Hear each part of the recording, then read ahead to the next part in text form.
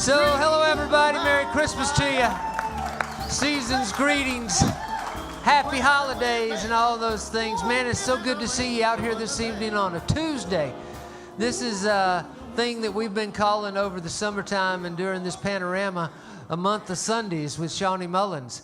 But we're doing Sunday on Tuesday in December instead of Sunday. And I'm not even sure why we did that, but we did it for some reason. So we're glad y'all figured it out. So thank you very much for doing that. If you hadn't been to one of these before, it's really cool. It's like you're sitting in Shawnee's living room with him, and he'll be waxing and waning on some stories and some songs, and I know you're going to enjoy it. We don't take an intermission during these, but you're certainly welcome to go out to the lobby and visit the bar and bring anything you'd like to from that bar into said room. That's certainly good with us. In fact, we encourage drinking. We think that there's a lot of really good medicinal results that can come from that. So we do encourage you, though, to call Uber to take you home if you do imbibe too much. They pick you up right at the front door. Your car will be safe and undeniably beautiful downtown Duluth. You can leave it right where it is, and it'll be just fine. And you can come back and get it when you sober up, and that would be lovely. Also, this is a very appropriate time to say hello and Merry Christmas to you folks on the live stream. Watching on YouTube at EOP Live. We are there, and yes, we are live, and you'll see the show right along with these fortunate people that happen to be here. You could be here too. In fact, we're going to do a residency in this whole month, and we'll be doing this next Tuesday and the following Tuesday, that one before Christmas, so you can come join us if you'd like. But since you aren't here, if you'll notice that blue bar that's at the top of the chat box, it says tip jar. And we're going to be thanking you in advance right now for your generosity that I know you're going to show.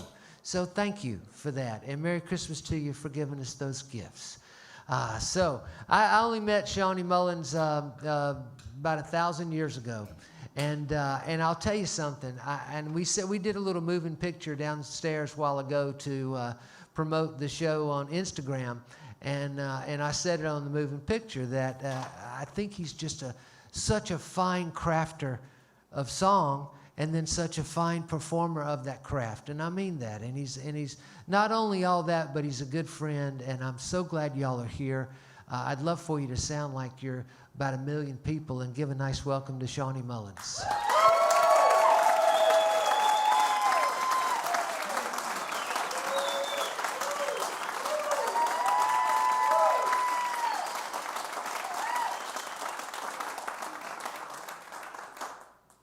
Thank you. How you doing?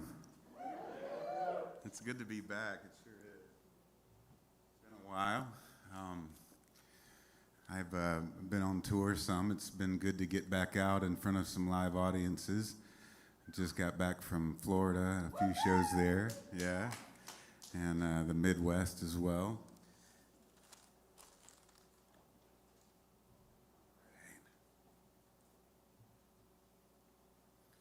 All right, plugging in, Shalom. Okie dokie. Shalom's up there at Mission Control, making everything sound good.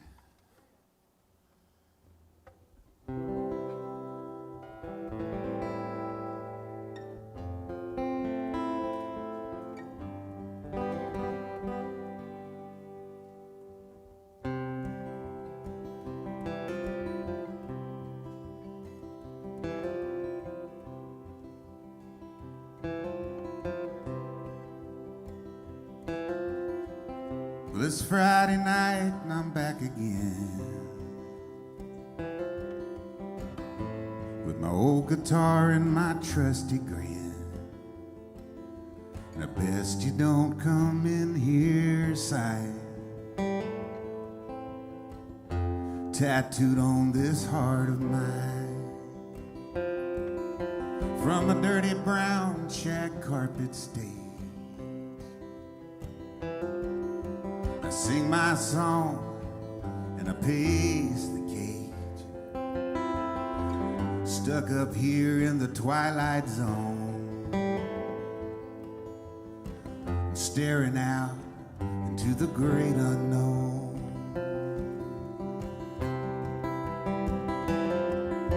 There's an old Hank Williams figurine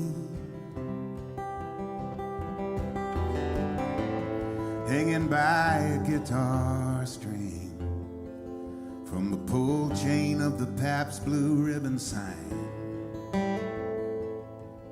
with a clock that stopped on 9:30. Yeah, the time ain't changed around here in years, y'all. It's the same sad stories, same old tears. There ain't nobody wants to be alone out here in the great unknown.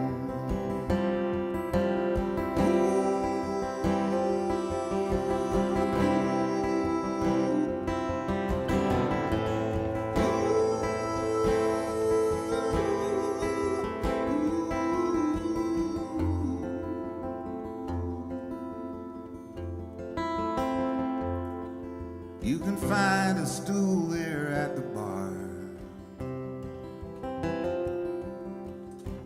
It's designed to take you nowhere far. They got a mirror back behind the whiskey shelves, where we don't dare look back at ourselves. Just past the men's room down the hall, barely hanging there on a plaster wall, a faded sticker on the old payphone says, "Welcome to the great unknown."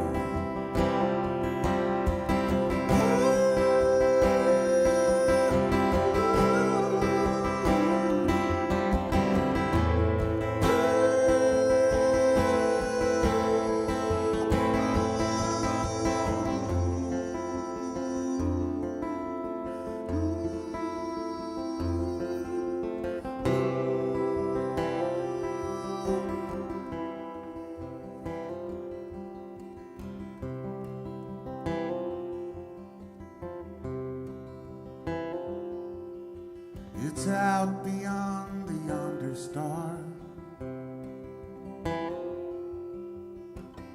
It's all up in there where you are. By some cosmic wind we're blown out into the great unknown. Yeah. Hopes and dreams and ash and dust, it all seems to either rot or rust. Souls wrapped up in flesh and bone, heartbeats in the great unknown.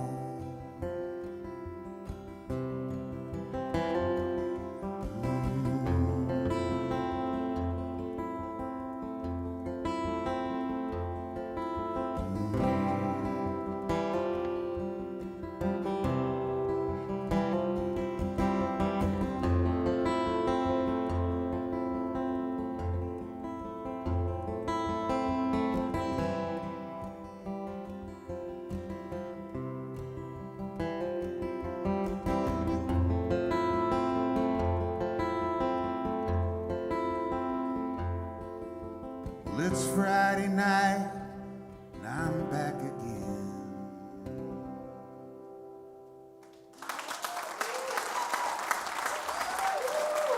Thank you.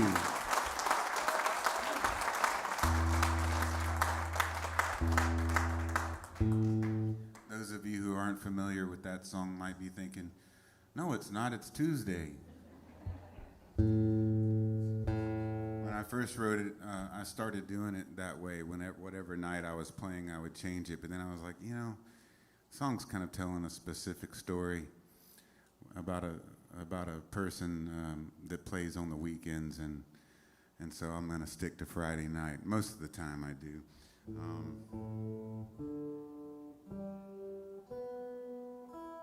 Because the problem was I would start off with "It's Tuesday night," and then by the end of the song I would have forgotten. And then I would say it's Friday night. And that makes it even more confusing.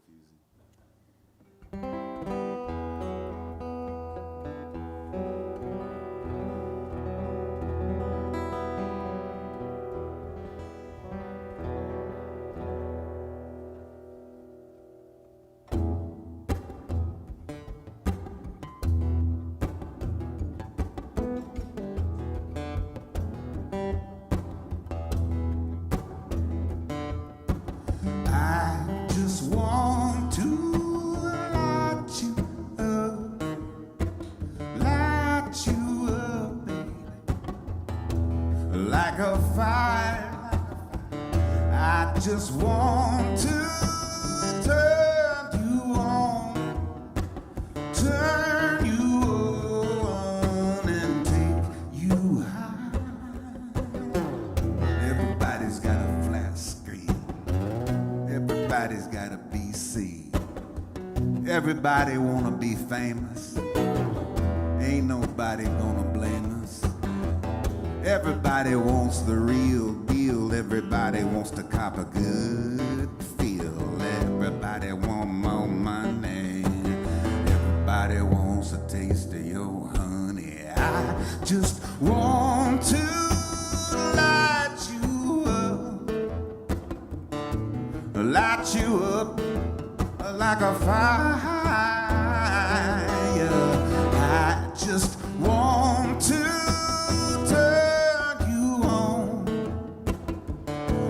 turn you on and take you high. Everybody wants to pick your guitar. Everybody wanna ride in that fast car. Everybody wants a puff of your pipe dream. Everybody wanna lick of your ice cream. Yeah, the preacher wanna tell you how to live right. Your mama and your daddy got you uptight. Your lover gonna go and pick another fight. I just wanna keep you up all night. I just want to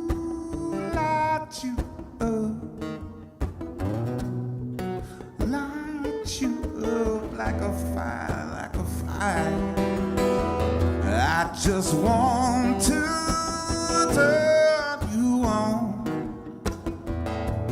turn you on and take you high. Yeah, yeah, yeah, yeah, yeah.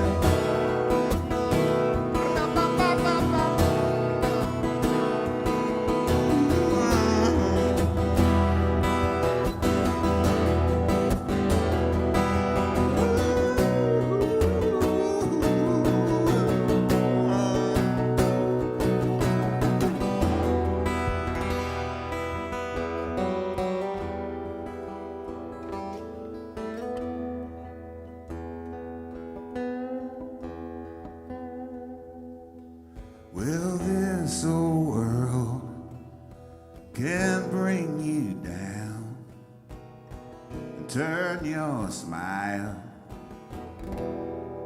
to a frown, break your heart and make you sad, drive you stark, raving mad. But I just want to light you up, baby, like a fire, like a fire, like a fire. I just want to turn you on and take you higher. I just want to light you up like a fire. I just want to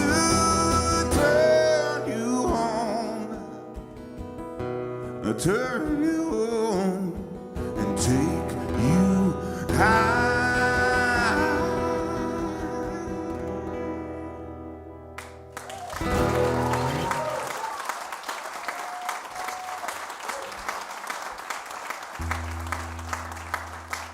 Thank you.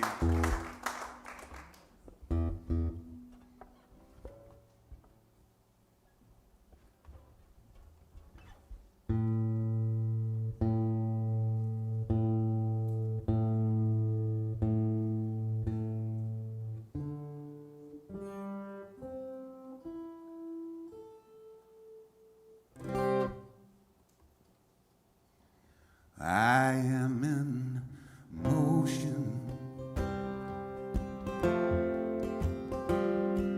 I am blue.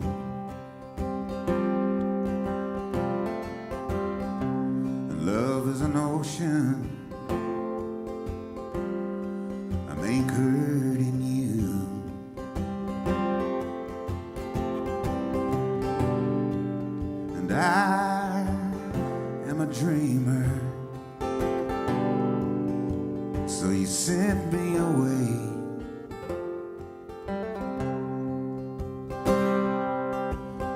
Sometimes we dreamers just get in the way. But I always known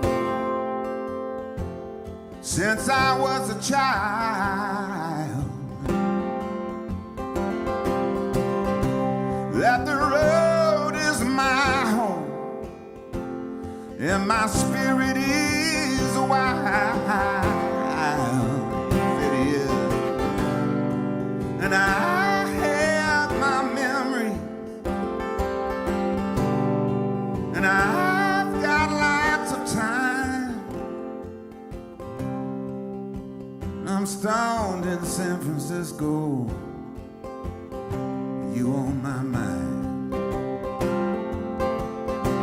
I said I'm stoned in San Francisco, but mama, you on my mind.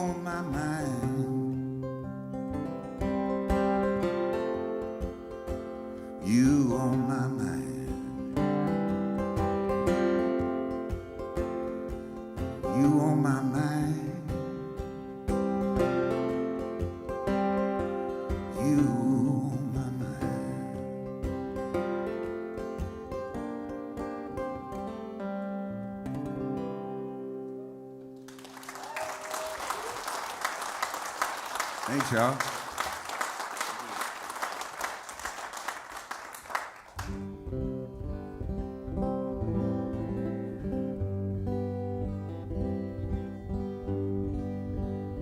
Do some off of that record, Soul's Core, and some newer stuff as well. I might do a couple of very old ones tonight, also.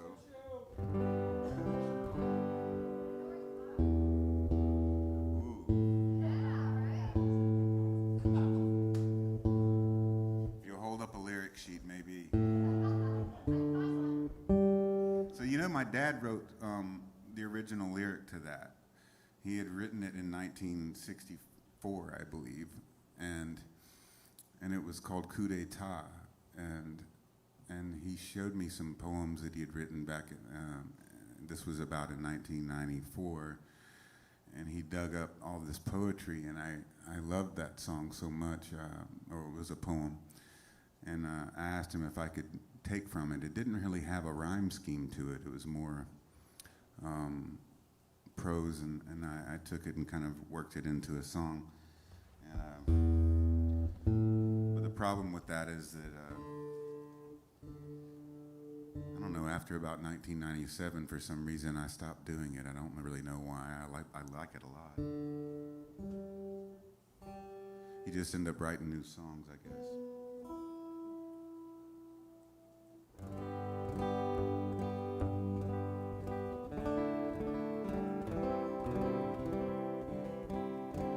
This was written in a parking lot. I think it's the only song I've ever written in a parking lot. And if you know the Floribama, This was back in '97, and I had been invited down there a few times to do this festival they had and I think they still have it. It's called the Frank Brown Songwriters Festival. Frank Brown was the doorman, security guy at the Floribama for many years, and so they named the festival after him. And I went down. Larry John Wilson would invite me down, and Matthew Kaler came down a couple of times too. And we had such a big time. You'd end up meeting all these great old songwriters that had retired down there to Perdido Key, Florida, or Orange Beach, Alabama, whichever you want to call it. It's kind of the same. And a lot of them just lived in tiny little trailers or shacks or whatever right there on the beach. And that's how I met Hank Cochran, who wrote I Fall to Pieces, and Red Lang, and some just great old school Nashville songwriters. And I just loved going down there. And it was cold in November. It's not the kind of, you don't get out and swim too much. But I was about to leave the festival. I'd had a great time, and I was on my way to New Orleans and to play this little coffee place there. It was, at the time anyway, it was the oldest running coffee house in the country, a place called the Neutral Ground in New Orleans. I don't know if y'all know that place. They used to pass a basket around for the performers, and it was really old school, And you'd get in there, and they'd feed you and give you beer and or coffee or whatever, and then you could sell whatever merchandise you had, and then the rest of it was tips. So I was on my way to New Orleans, but I was getting the Rand McNally map out, to kind of figure out my routing back then. And I had my dog Rhodey with me in the van rather, and a storm broke out, and I decided to see if it would go away before I started the travel. And I hate driving in the rain, still. And this song occurred to me as I was sitting there. It's called "The Gulf of Mexico."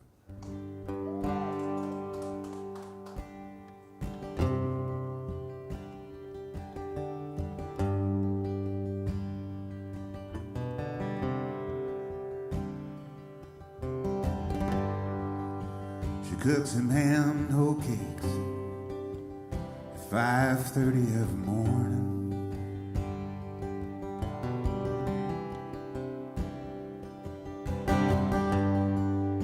And she does the dishes,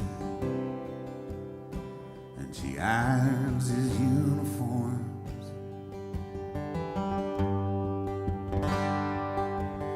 And she thinks she might have loved him once, but that was so long ago.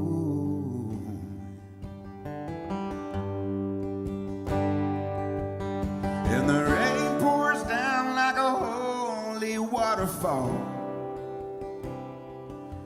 over the Gulf of Mexico.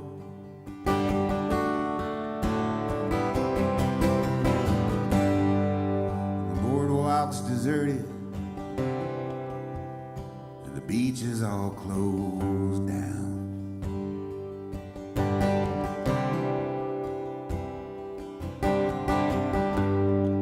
The middle school punk rockers, they ride their skateboards through the town.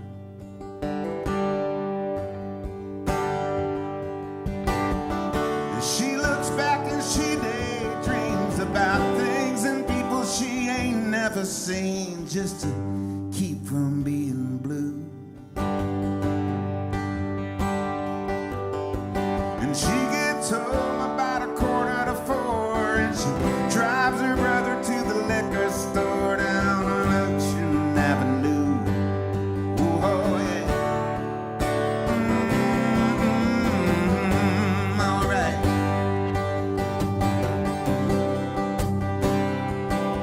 All right.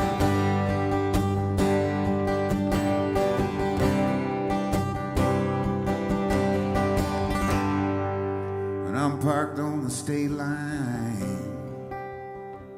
on this cold November day.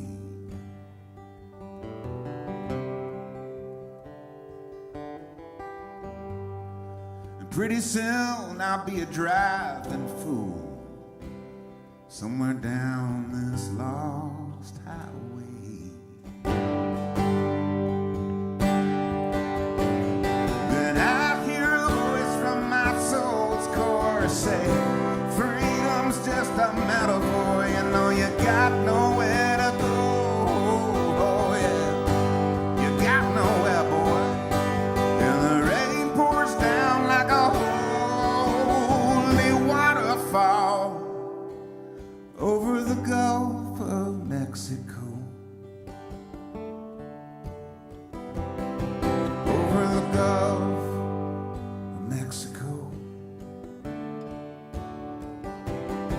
Over the Gulf of Mexico.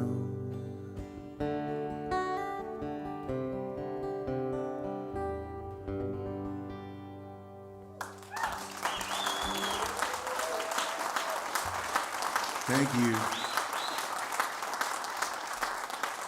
Thank you so much. Yeah, Larry John Wilson, Eddie, and I both share the love of him. He was just such a great guy, and he was the one that would bring me down there to that festival. And I don't know if any of you know who that is, but you should look him up. There's a YouTube, several YouTubes, I think, of Larry John and I at the Bluebird in Nashville.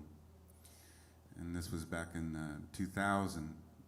We did a really long show at the Bluebird, and they broke it into 2 concerts on Turner South back when that was a network. And it was a really cool show.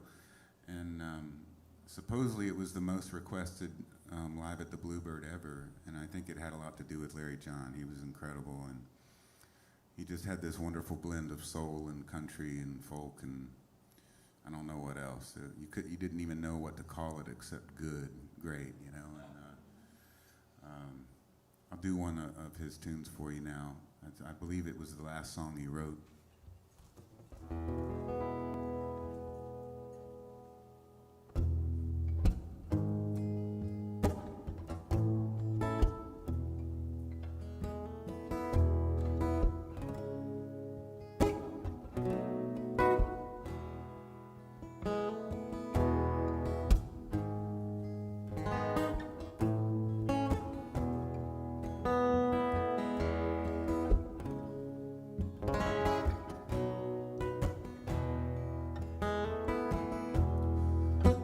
County Farm, 34. Jack Ball's laying dead down a cotton road. The Long John's running. Where's he gonna go? I bet you he goes down to the Sapelo. His woman's down on the Sapelo. So row him easy, row him slow, row him on cross to the Sapelo.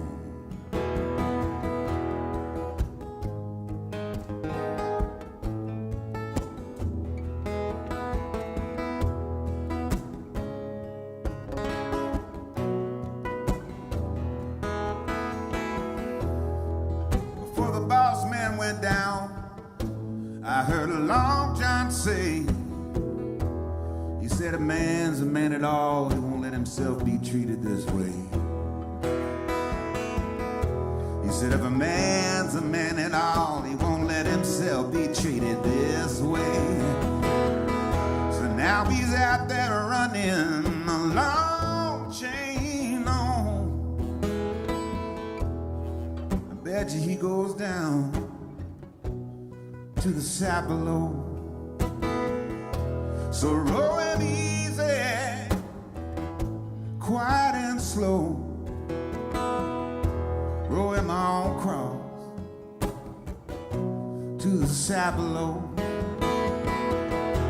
Now row him easy, row him slow, row him on cross Aberle. His mama's down on the Aberle. He's got refuge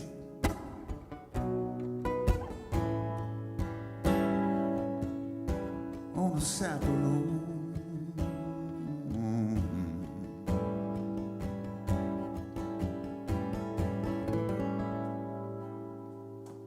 Yeah, that's Larry John Wilson.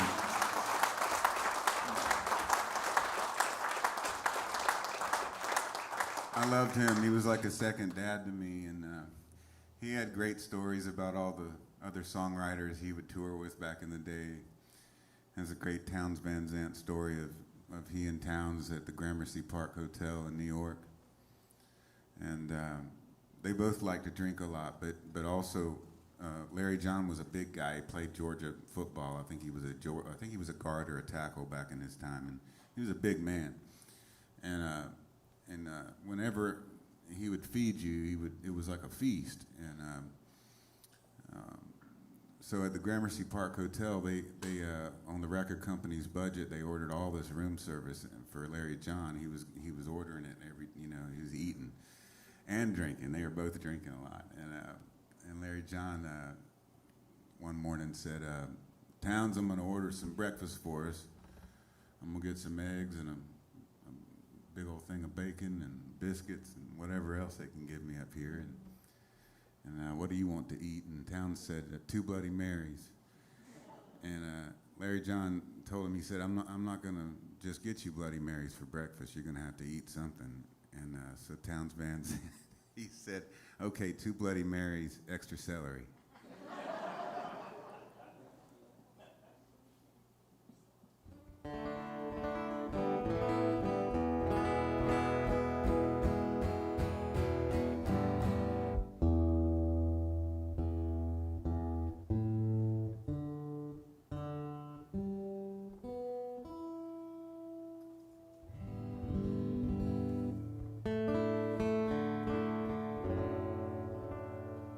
Well, I met him on the cliffs of Twin Rocks, Oregon. He was sitting on his bedroll looking just like Richard Brodigan. I thought he was an old man. Well, I'm 37. He said he'd been riding trains for 15 years and drawing portraits to keep his belly full of beers, and looked to me like he died and missed the plane to heaven. But he was a nice old guy for a younger man. He had a bottle of Mad Dog he held tightly in his hand. He waved it around a lot, trying to make his point. And I listened as he told his tales of wine and women and county jails. And we finished off that bottle, smoked a half a joint. He said, "I came here to watch the sun disappear into the ocean. It's been years since I smelled this salty sea." And he turned his bottle up and down. I saw him lost, I saw him found. He said, "I don't know what I've been looking for. Maybe me."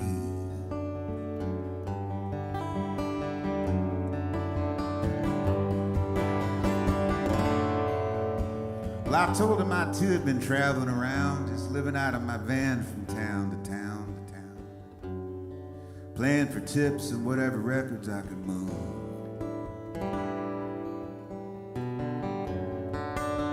I said, "I don't reckon I'll be making it big, man. It's hard to get rich off a coffee house gig." He said, "Yeah, buddy, but ain't it a blessing to do what you want to do?"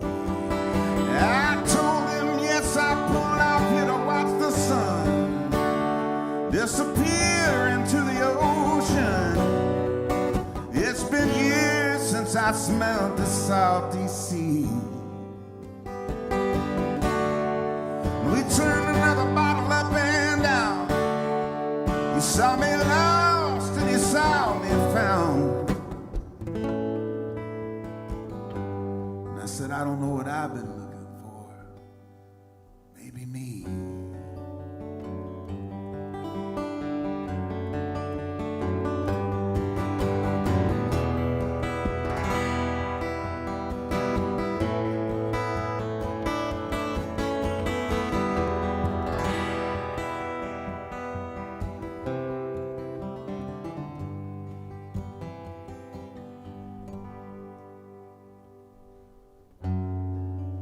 I said it's getting kind of late. I better be heading down this interstate. Can I give you a lift? I'm headed to San Francisco Bay.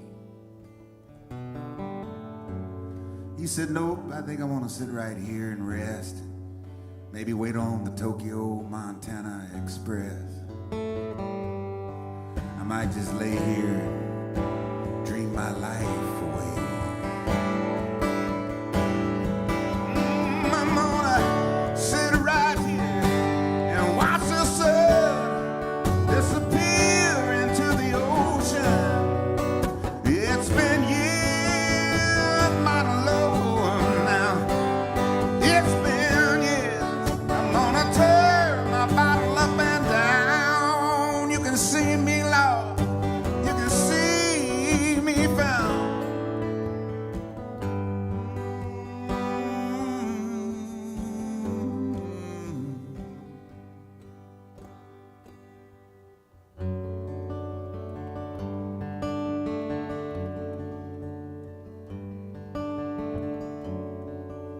I met him on the cliffs of Twin Rocks, Oregon. He was sitting on that bedroll looking just like Richard Brodigan. Just like him.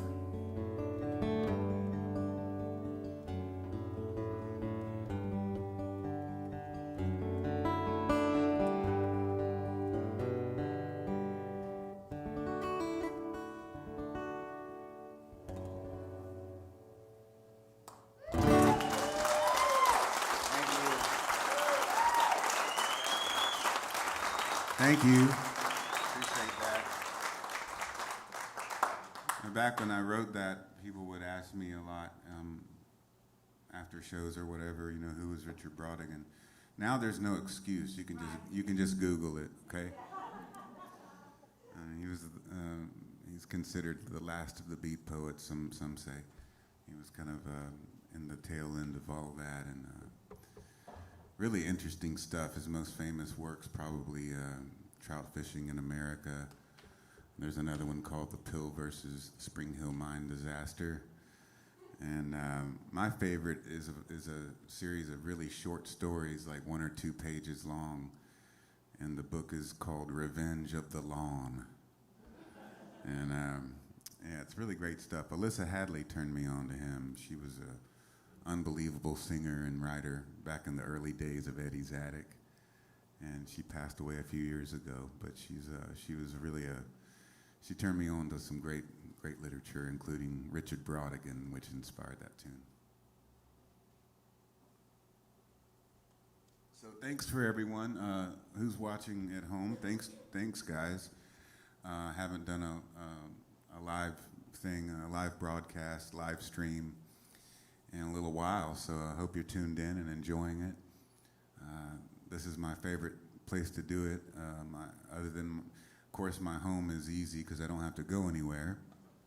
But it's always nice because the sound's so good here and there's good lighting, you know, and I never know if it's going to work when I do it out of my home. So you always have that kind of question of whether or not it's going to happen or not.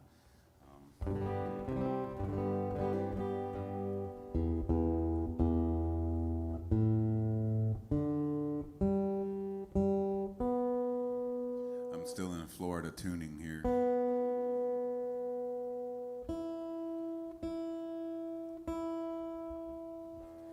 This next tune, I was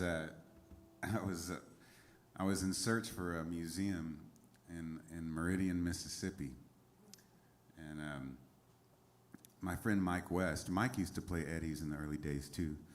He and his partner Michigan at the time, and then later Truck Stop Honeymoon. Mike West also produced a great deal of my Ninth Ward Pick and Parlor record. And we did it right there at his little house on Sister Street in the Ninth Ward of New Orleans. And this was only about 4 months before Hurricane Katrina. And it ended up just wiping everything out there, of course. He said his old piano was, not even in the house anymore. And but anyway, Mike had told me years before that even about the Jimmy Rogers Museum, which is in Meridian, Mississippi. And I grew up on Jimmy Rogers because my grandfather was a switchman for Southern Railway, and he loved Jimmy Rogers, being a railroad man himself. And he had these Jimmy Rogers records in the house, and so every time I was going over there, it was either that we would listen to or Jerry Clower. And then also Brother Dave Gardner was another one. And I remember being a little kid and not quite getting Brother Dave. I thought it was weird. I didn't know how funny I thought it was. And I think it's funny now. So Leighton Mullins, or Red Mullins they called him, he was a switchman for Southern until he retired. He had these great Jimmy Rogers records, and my favorite one was not actually Jimmy, but it was Merle Haggard doing Jimmy Rogers songs. And I think it was from 1968. It's a record called Same Train, Different Time, I believe. And I've still got that copy of that same record. So I'm in Meridian, Mississippi, after playing Jackson or someplace, and I'm trying to find the Jimmy Rogers Museum, which if there's not a lot of signs for it, and Meridian's not a huge town. So I was trying to find it. It was really difficult. I was asking everywhere, gas stations, but no one knew what I was talking about. I was thinking, wow, the guy's from Meridian, and it's kind of like he's the grandfather of country music, He was the blue yodeler, and the singing brakeman.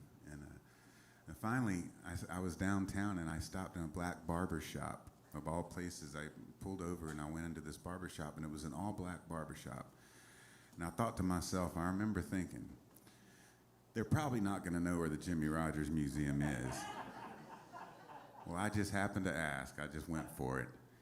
And the oldest barber there, he goes, oh, sure, yeah, the Jimmy Rogers Museum, you just go down one more block and you'll see a park there, and you'll see a caboose sitting in the middle of the park, and that's the museum. And so he helped me out, and I got to see it, and it was so cool because, he had this Martin guitar in there that said Jimmy Rogers and Pearl inlay, and it was from the 1920s. It was like I couldn't believe the guitar was in that case in that place in the middle of nowhere. And they had his little clothes. He was a little bitty guy, and of course he died of tuberculosis, and so he suffered a lot, And the last probably 20 songs he recorded, he was really, really struggling, and he would have to lay down on a cot in between takes of the songs. But I was just really moved by his story, and it really connected me again to my grandfather who had already passed away. So after this visit to the Jimmy Rogers Museum, which again, it's not Graceland. Let's just put it that way. It's a small little thing, and there's one little old lady in there that'll kind of tell you all about it. And I stopped by a Tasty Freeze or something like that, and I think it was actually called Dairy King, and I only know that because my cousin Johnny ran a Dairy King near Adairsville, Georgia, for a while, and yeah, okay. Well, Johnny Ward was my cousin. He was my dad's first cousin and my second. In fact, he lost a finger in the shake machine. Yeah, he was trying to fix. He was very good with mechanics, and he had his hand in the back of the machine trying to fix it, and someone switched the thing on. Anyway, sorry. It's just real stuff, though,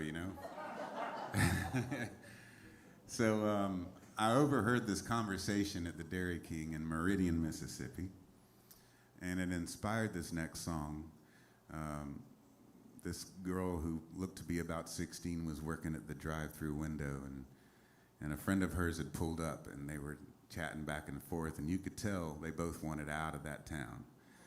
They wanted nothing more than to get out of Meridian, Mississippi. And I thought, what an interesting idea for a song, and just a few things that she said. I made up a lot of it, but that's what we do as songwriters. But anyway, I'll play it for you now. It's called The Ballad of Billy Joe McKay.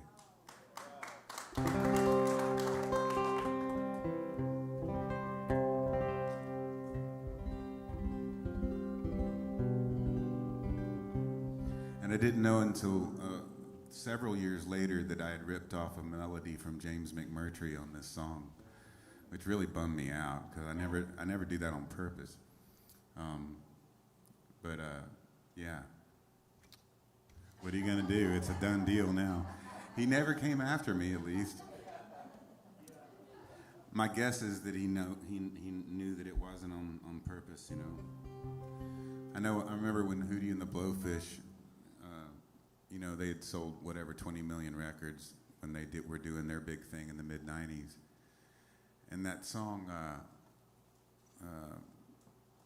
only want to be with you. Well, there's one line in it that says, and I'm tangled up in blue. Ooh. Bobby's manager came after him. Half the publishing on that song. Yeah, that's what happens. Yeah, it's tough stuff. But anyway, and he still ends up doing Wagon Wheel just a few years later. It didn't piss Darius off at all. All right, here it is. My name's Billy Joe McKay. I just turned 16 yesterday. I'm gonna get the nerve one day to get out of here. My mom passed on 3 years ago. Said it's cancer and took her slow. And ever since then I've been saying no to my daddy and my tears.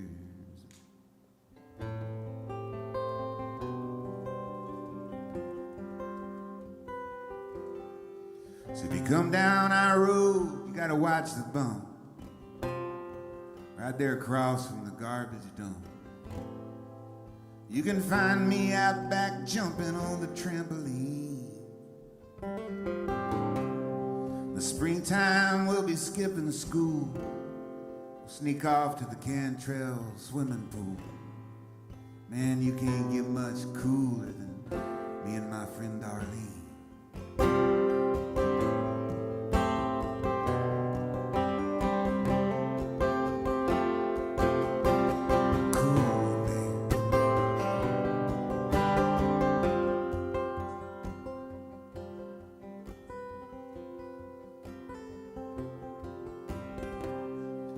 My granddaddy's hands are worn.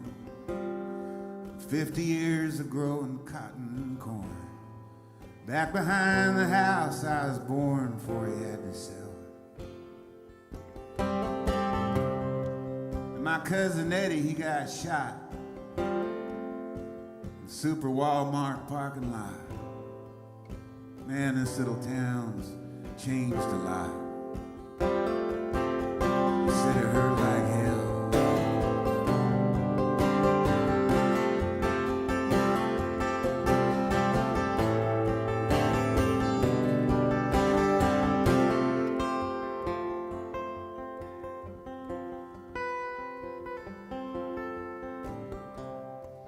My name's Billy Joe McKay. It's a hot Mississippi summer Saturday. And Daddy's on the front porch with Uncle Dave drinking Dixie beer. 16 years of being bored. Man, that window's open. Forget the door.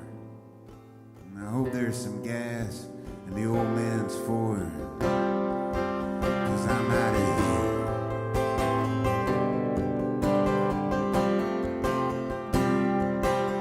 I'm out of here.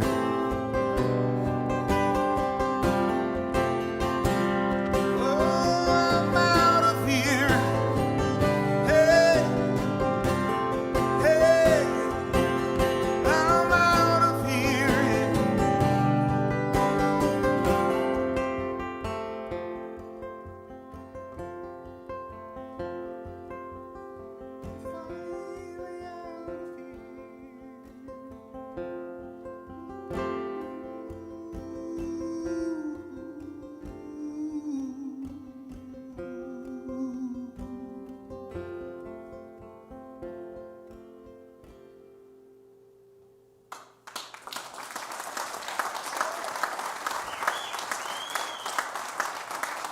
Thank you. Yeah, so I mentioned Adairsville and the Dairy King there. That's where my dad's side of the family comes from. And my grandmother was raised on the same property that is now Barnsley Gardens. And thanks. You must have heard this story before, or you're reading my mind. But yeah, I remember telling her that I had played at Barnsley Gardens, and she knew exactly what I was talking about. She said that she used to pick and chop cotton there when she was a little girl, and she, as quickly as she could, got down to Atlanta, and in between, and I believe she ended up, somewhere around Powder Springs back then. I don't think it was called that, but she ended up somewhere there in a cotton mill for a while. She got scarlet fever. She was really sick. She was 13 years old, But she ended up making it down to Atlanta and getting a job at the Sears factory, which is now, of course, Ponce City Market. And every time I drive by there, it's pretty close to the house, and so every time I go by there, I think of her. But this next song was really inspired by her initially, and just thinking about my own roots and America and the roots of America, and also certain people's plight, and how times are definitely changing. But I don't know what more to say about it other than just play it for you. I wrote this with Chuck Cannon, and I love this song very much. And we used to call it Ferguson because we wrote it right after the Ferguson riots. I like to rename it because I feel like it's bigger than that. And then now I like to call it The Same Shade of Red.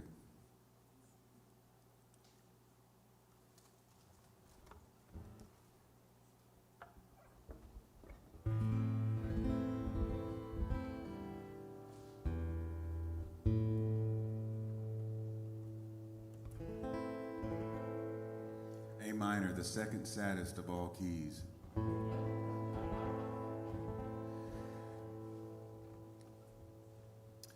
All of ye fallen fathers and mothers, I hear you calling from deep in your graves.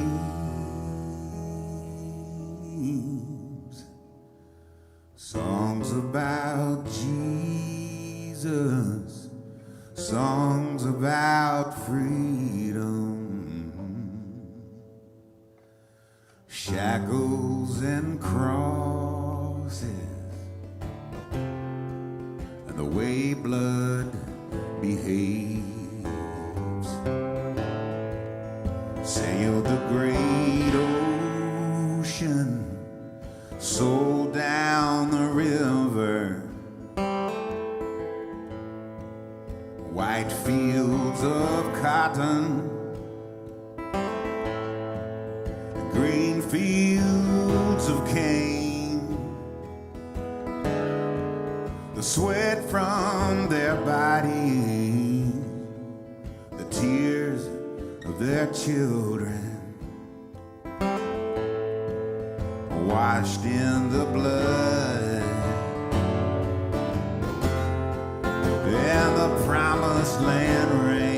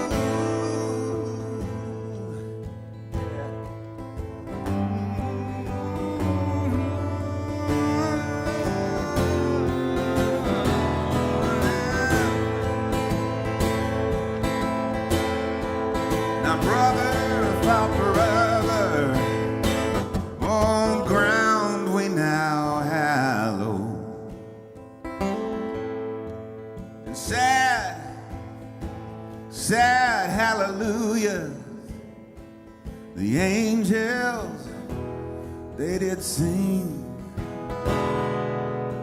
For promises buried in fields that lay fallow. The bell is too broken to let freedom reign. Of the dreams of the dreamers, all misbegotten. 'Cause mama still crying for the dying and the dead, and the war that rages on, and the whole thing is rotten, and the blood we all bleed is the same shade of red.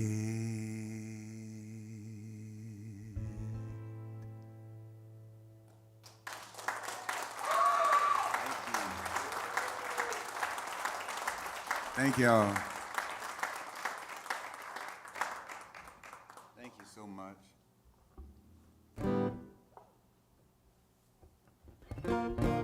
And this one was written in 1995, and I ended up putting it on a record in 96 called Eggshells, and then 2 years later I got signed to Columbia Records, and they wanted a second single because they didn't hear anything other than Lullaby on Soul's Core that they could work with the radio.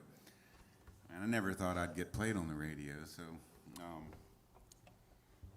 I said, well, I have this older song called Shimmer, and that maybe we could, you know, re-record and maybe get some cats on it and play, you know, and so I went up to Nashville and got to work with some great musicians up there, and we stuck it on the record after, I don't know, maybe 100,000 copies, and then Shimmer went on the record as well. And it became the second single.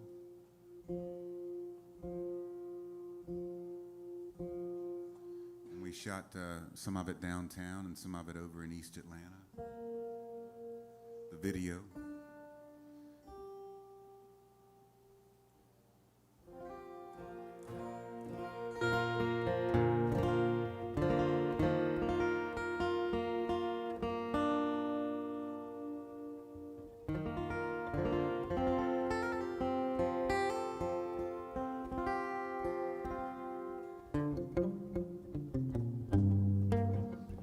Sharing with us what he knows.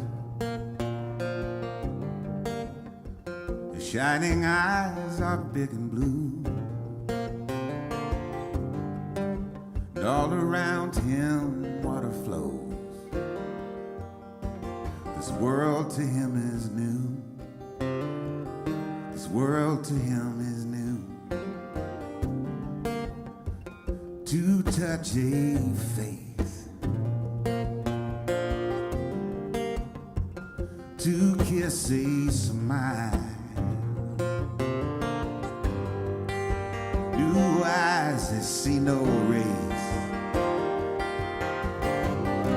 the essence of a child, the essence. He's born to shimmer, he's born to shine, he's born to radiate.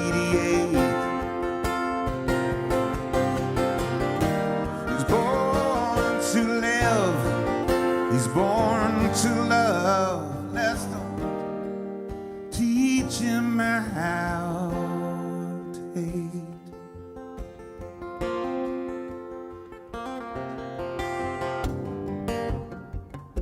And true love, it is a rock, smooth over by a stream. There's no ticking of a clock that truly measures what that means, or truly measures what that means. And this thing we call our time. I heard a brilliant woman say, she said, you know, it's crazy how I want to try and capture mine. I think I love this woman's way. I think I love this woman's way she shimmers, the way she shines, the way she radiates, the way she lives, the way she loves, the way she never hates.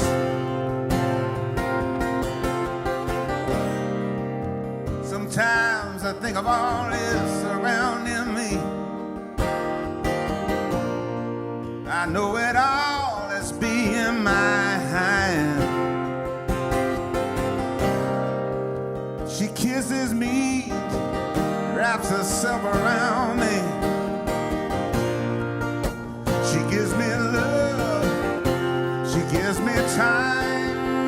Yeah, I feel fine. Yeah, I feel fine.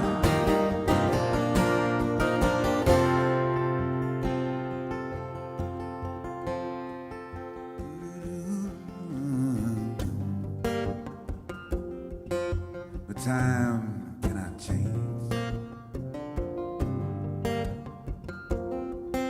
So here's to looking back, way back. You know, I drink a whole bottle of my pride and I toast to change. Keep these demons off my back. Just get these demons off my back. 'Cause I wanna shine, wanna shine. I want to radiate. I want to live. Oh, I wanna love. I wanna try, learn now not to hate. Try not to hate. We're born to shimmer. We're born to shine. We're born to radiate. We're born to live. We're born to love. We're born never hate.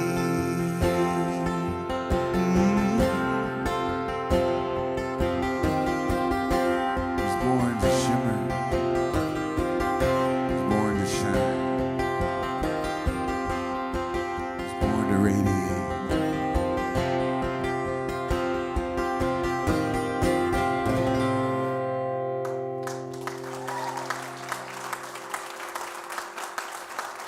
Thank you.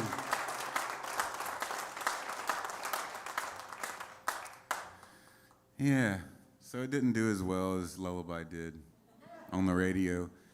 You know, I kind of quickly learned being signed, they kind of wanted to hear the same thing over and over again to make it work, and that's certainly not the same thing. And so, but I like the song a lot anyway, and it ended up doing, it still did okay on the radio here, but it also did great in Australia.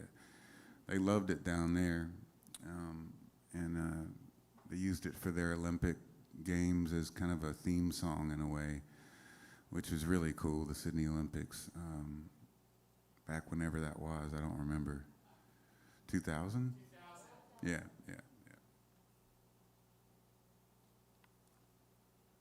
And that one made it almost as big as Lullaby did down there, which helped me out a lot.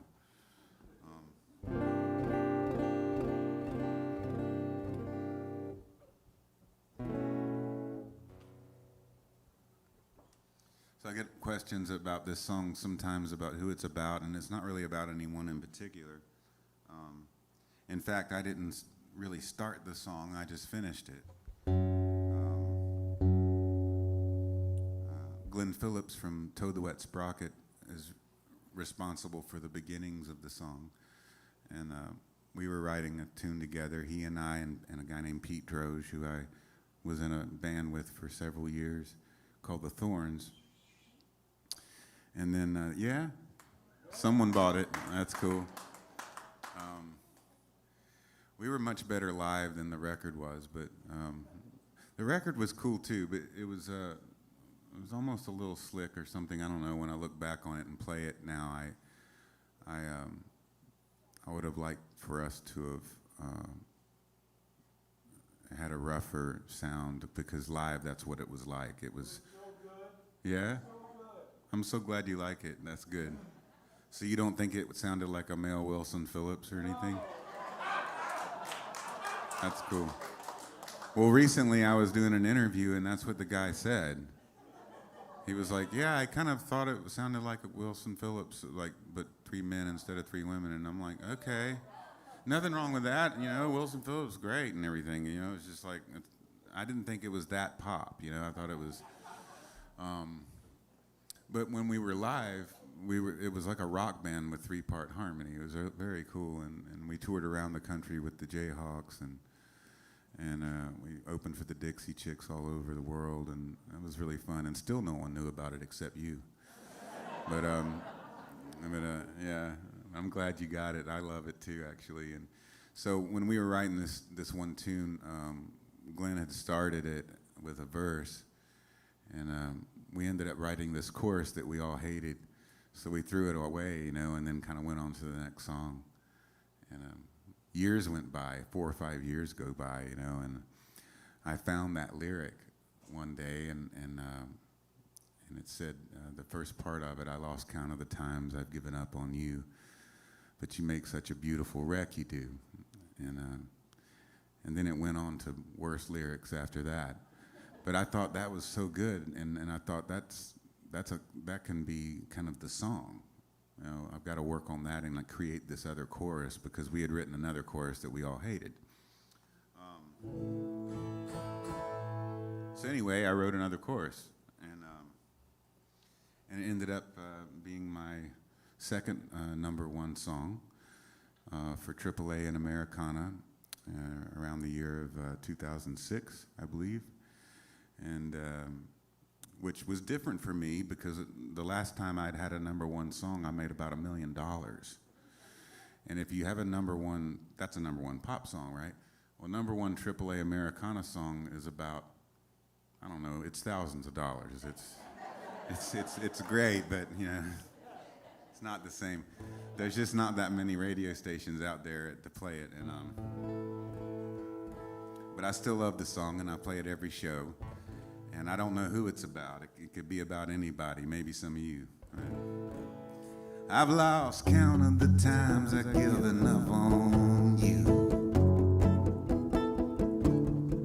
but you make such a beautiful wreck, you do. Yeah, there's a tavern on the corner called the Milky Way, and you look so at home there, it makes me afraid.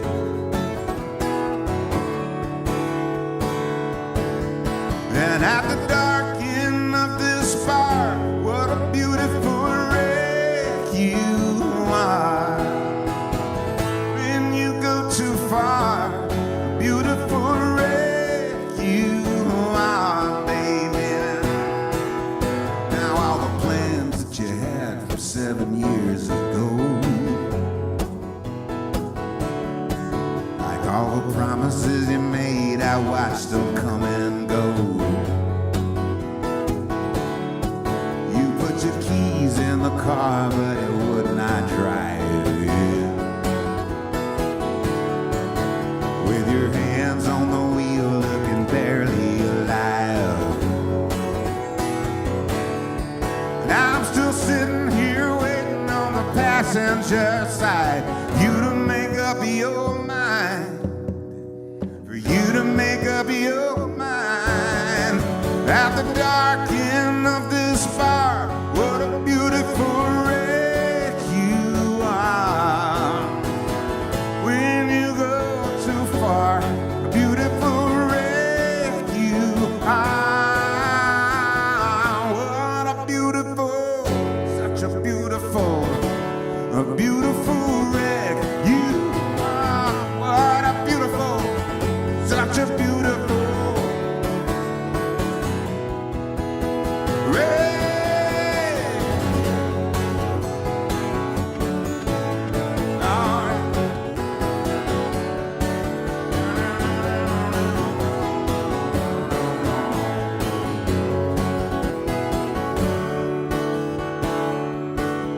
I've lost count of the times I've given up on you,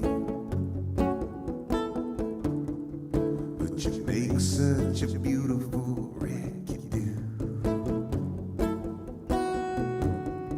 Yeah, you make such a beautiful wreck, you do. You make such a beautiful wreck, you do. At the dark end of this bar, what a beautiful wreck you are. When you go too far, beautiful wreck you are. What a beautiful, such a beautiful you are. What a beautiful, such a beautiful.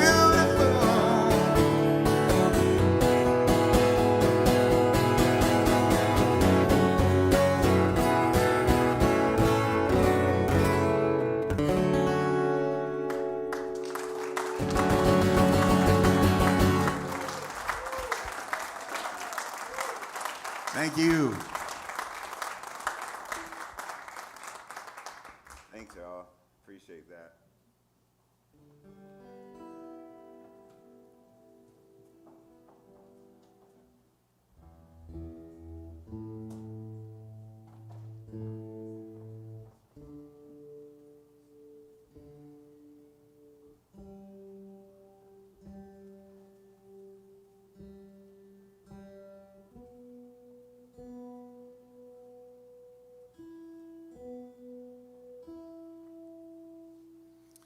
Well, this song started to take on a whole nother life during COVID. I'd written it several years before with my good buddy Tom Ryan, who some of you may know as Panda, and we wrote it down at 30A at the Songwriters Festival there. And we had the TV going, and we were doing laundry, getting ready to get on a big boat we call Kayamo. And the news was on, and I said, Tom, please turn it off or switch the channel or something. It's bumming me out, you know. So he switched the channel, and Doomsday Preppers came on. And we watched that for a while. I actually enjoyed that show. And then Naked and Afraid, and finally The Walking Dead. And while all those shows were on, this song kind of wrote itself in a way. And I was mentioning earlier in the show, you know, about meeting these great old Nashville songwriters like Hank Cochran and Red Lang, and these guys that lived down there near the Floribama and played there all the time. And it was their idea to put guitar strings in the cigarette machine at the Floribama so that people would always have guitar strings when they played there, which was a really cool idea. But Hank had told me, probably in 93 or 94, I asked his advice about being a songwriter. You know, I was doing it, but I didn't really think I was very good yet. And he said, well, the first thing you need to do is kill your television. And he said, and read. You have to read to be a writer. And so read whatever, you know, and but poetry and all that stuff's going to give you a great vocabulary, and you're going to have the words in your head so that you can pour them back out. And that really resonated with me, you know. Although I grew up watching TV, and I love TV, And during this COVID thing, man, I mean, I overdid it. I mean, we watched all 9 seasons of Little House on the Prairie, which I never did the first time when I was a kid. Heavy show, man. It was really heavy. I remembered it being like, oh, it's Laura Ingalls running through the field. No, man, there was all kinds of crazy, like, heavy shit that went on in that show. It's really weird. Mrs. Olsen and all that. I have a friend that does all the photography for all the 6-man boats named Will Byington and all the cruises, and he's the main photographer for that. And he lived next to the lady who played Mrs. Olsen, Catherine McGregor, and when he was out in Los Angeles, he had an apartment, and she was next door. And this was in the 90s. And he said she still had the same Mercedes that she had bought back in the 70s when she was on that show. And she would push her little doggy around in a baby carriage, and she was kind of out there, you know. But he said she was always pretty friendly with him. But the day he decided to leave and go back to Chicago or wherever he was headed, I think it was Chicago, he wrote down his new address and information, phone number, and he knocked on her door. And he said, she opened it up. Oh, hey, Will. And he said, hey, Catherine. And she was much older now, of course. And he said, you know, hey, I just wanted to keep in touch. You know, I'm leaving today and leaving L.A. and I'm heading out back home. And she took the piece of paper and she said, Will, don't fucking keep in touch. I'm just waiting for this planet to stop so I can get the hell off. Right? Isn't that bizarre? She was probably a lot like Mrs. Olsen in real life, maybe. Anyway, I love that story. It makes me laugh.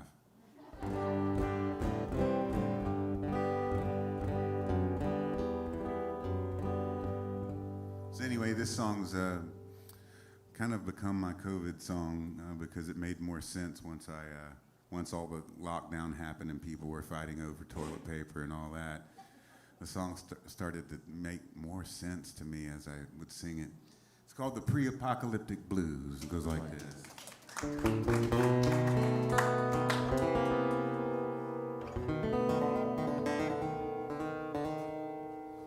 Well, you can read it in the papers, watch it on the news. Everybody's got the pre-apocalyptic blues. You better be ready when the shit goes down. Well, you better head on down to Sam's Club, get you a buggy full of rice and beans, a year's supply of 2-ply for your composting latrine. So you'll be ready when the shit goes down. Now, don't hesitate, don't procrastinate, or you'll all be running scared. There ain't no second chances for the bravery impaired. 'Cause you know there's a couple of commies hiding underneath your bed, and the zombie's gonna eat up all the brains in your head. I got a Rambo knife with a compass on it and a ballistic bug-out bag. I got a AK-47, about 100 extra mags. I'm gonna be ready when the shit goes down. Well, COVID coronas is a terrible disease. You say you ain't worried, and I say honky please. You better be ready when the shit goes down, yeah. By my jacuzzi, there's an Uzi and an RPG. Got a Stinger missile mounted on my wife's SUV. They won't get to me, no matter who they are. I got landmines buried all over my yard, 'cause I read it in the papers, y'all. I watched it on the news. Now I got the cryptic, pre-apocalyptic blues. I'm gonna be ready when the shit goes down. Will you be ready when the shit goes down?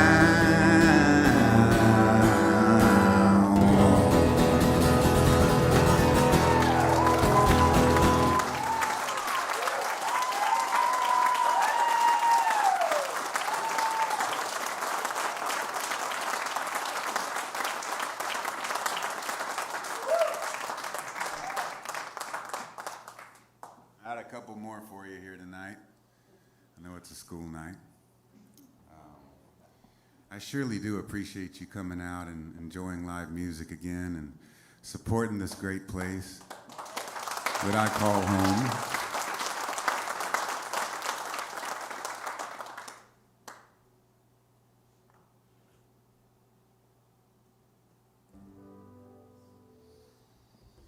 Yeah, knocked it out of tune on that one.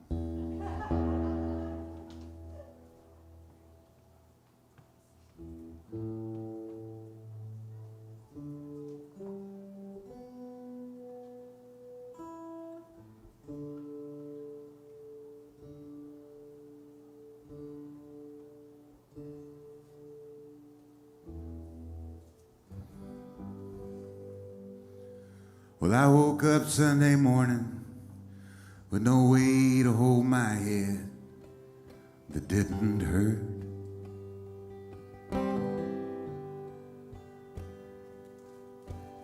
And the beer I had for breakfast wasn't bad, so I had one more for dessert.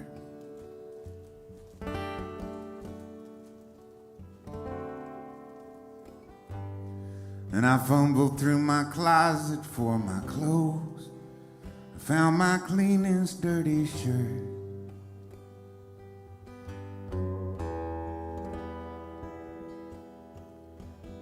I shaved my face and combed my hair. Stumbled down the stairs to meet the day.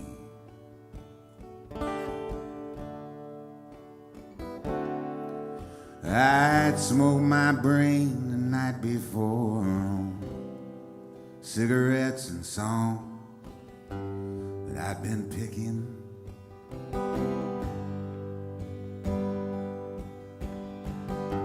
I lit my first and I watched a small kid who was cussing at a can he was kicking.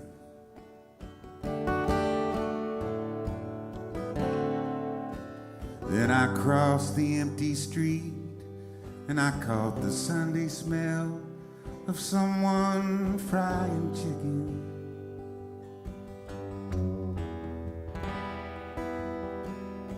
And it took me back to something that I'd lost somehow, somewhere along the way.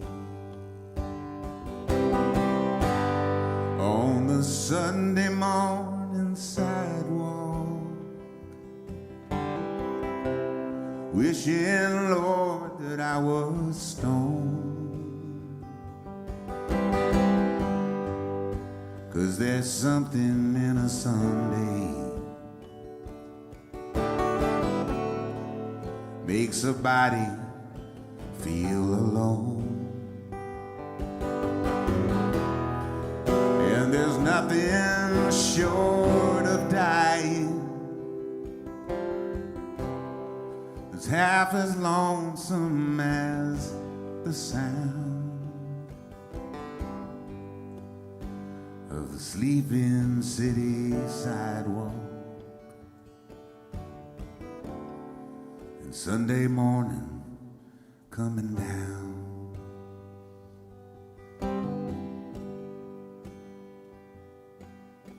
In the park I saw Daddy with a laughing little girl who he was swinging.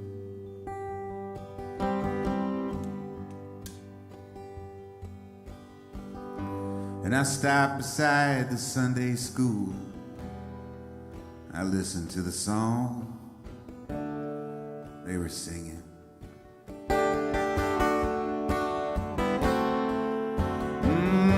Then I headed back for a home, and somewhere far away a lonely bell was ringing.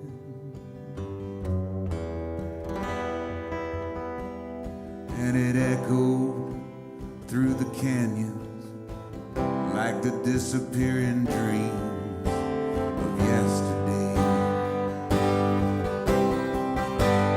On the Sunday morning sidewalk, wishing, Lord, that I was stoned. 'Cause there's something in a Sunday that makes a body feel alone. And there's nothing short of dying that's half as lonesome as the sound of sleeping city sidewalk. Sunday morning coming down.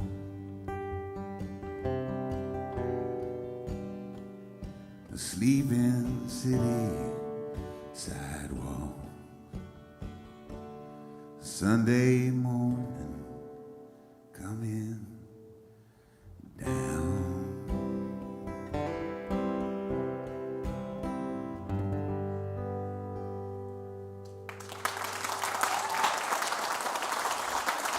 Thank you.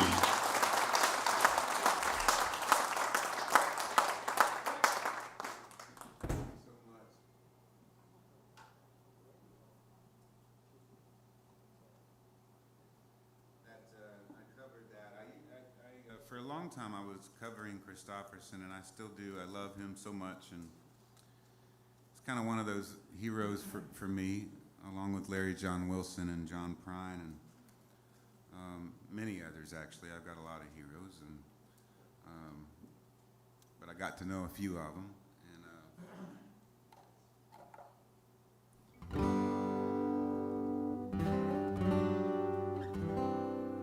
Another one would be Joni Mitchell.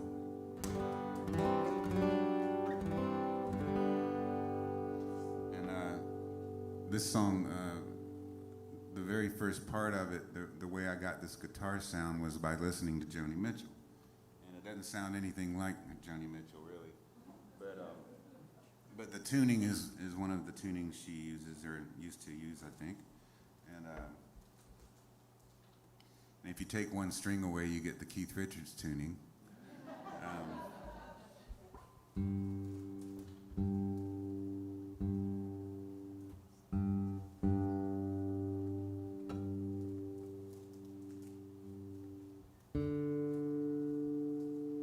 I was near Joshua Tree in the desert, and I was listening to Joni Mitchell Blue, which is my favorite of her records, and she playing a lot of dulcimer on that record, a lot of mountain dulcimer or Appalachian dulcimer. And so I pulled over on the side of the road in the middle of the desert and started trying to tune my guitar to where it would sound like a dulcimer.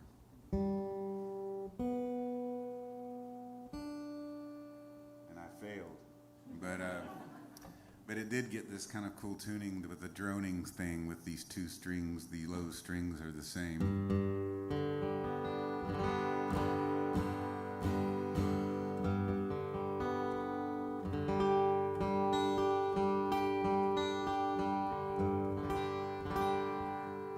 That sound pretty much in tune?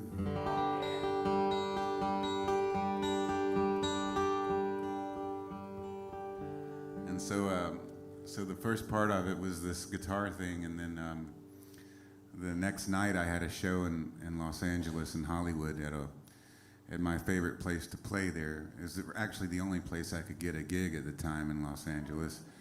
And it's still there. It's called Genghis Cohen. If you're ever out there, it's a really cool spot.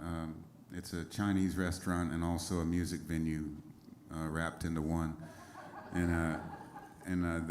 It's a great place and great food, and it's one of those Hollywood establishments that one of those stages that you never know who's going to show up on any given night to play a set. And so that was my introduction to Hollywood and to LA was through a friend of mine named Kelly McCartney, who was at the time she was Vonda Shepard's manager. And so they let me open for Vonda at the Troubadour, and then I would have a gig at Genghis playing my own little set and my own show. And after going there 3 or 4 times in the course of 3 or 4 years, I finally got to where I could sell Genghis Cohen out, which it was free to get in, but if you can draw that many people, which was 30, if you could draw 30 people in LA, you're doing pretty good. And anyway, after this particular show, on that same trip where I'd kind of thought I had discovered this guitar tuning, this woman about my age came up and said she really liked my stories and liked the kind of thing that I do, and that it was a bit of a lost thing, that no one's really doing that anymore, you know. And I said, yeah, I know.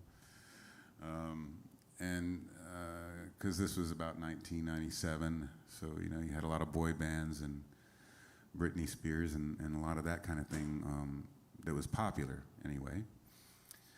And I had no hope or anything like that to get signed to a record company. I thought that was long gone. I'd been doing it for 9 years already. So I figured this is what I do, you know, and I was fairly happy with that, you know. But she told me this story. She said, I got a story for you since you're a storyteller. And I said, okay. And I said, sit down, and I'm about to have some food and order something, and I'll get you dinner, and I'd love to hear your story. And for the next hour or so, she just blew my mind with these stories about growing up in Hollywood back in the 70s and 80s or whatever. And it inspired this song. It was easy to write. It was written. The lyric was written in less than 30 minutes that night. When I went back to the van, I just kind of scribbled it out. And a little over a year later, I had a #1 pop song and a Grammy nomination, and it was really an interesting time for me, a very fun ride. So thanks to Jody for giving me her story.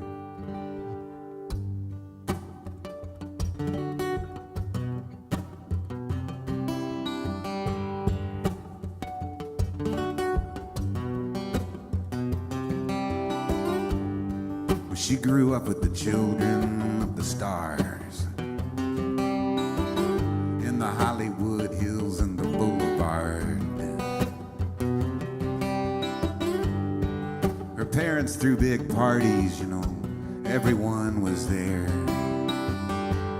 They hung out with folks like Dennis Hopper and Bob Seger and Sonny and Cher.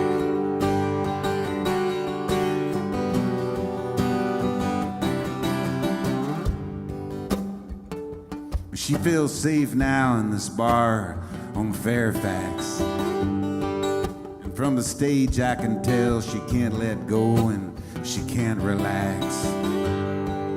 And just before she hangs her head to cry, I sing to her a lullaby. I sing, everything's gonna be alright. Rockabye, rockabye, and everything's gonna be alright. Rockabye, rockabye, rockabye.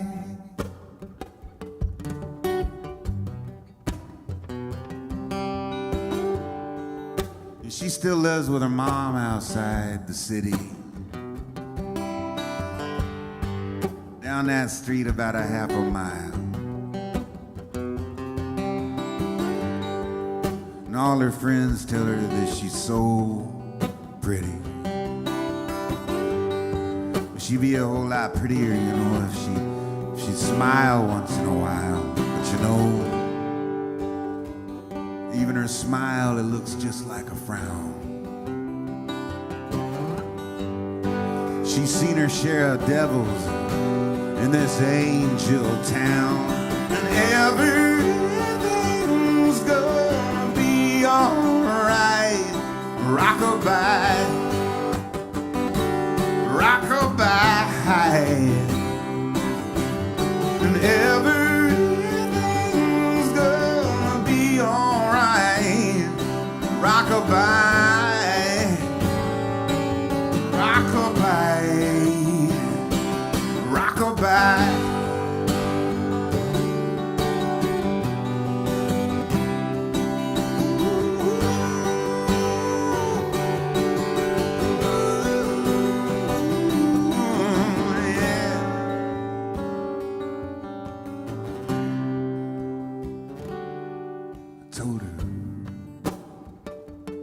Said I'm so sure about this place. It's hard to play a gig in this town and keep a straight face. It seems like everybody's got a plan. It's kind of like Nashville with a tan. Y'all help me out.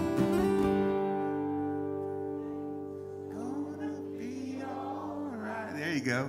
Rockabye, rockabye. Second chance. Be alright. Rockabye, rockabye. Keep it going. Everything's gonna be alright. Rockabye. Rockabye,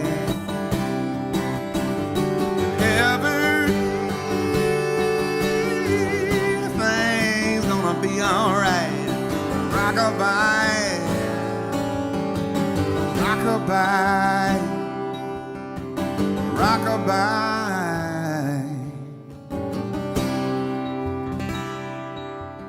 and say bye bye, baby. Bye, bye.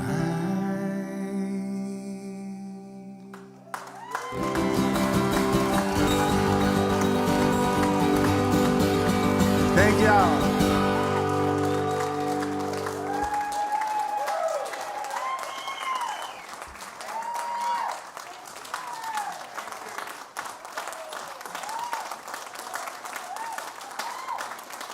Thanks to Eddie and everybody here volunteering. Thanks to Shalom, Corey up there, Mission Control. Thanks to Jerry out there on merchandise. Y'all go check out some t-shirts. I've got some 4-set LP records if you like those. And especially thanks to you guys for coming out and supporting local music and this great venue. Thank you.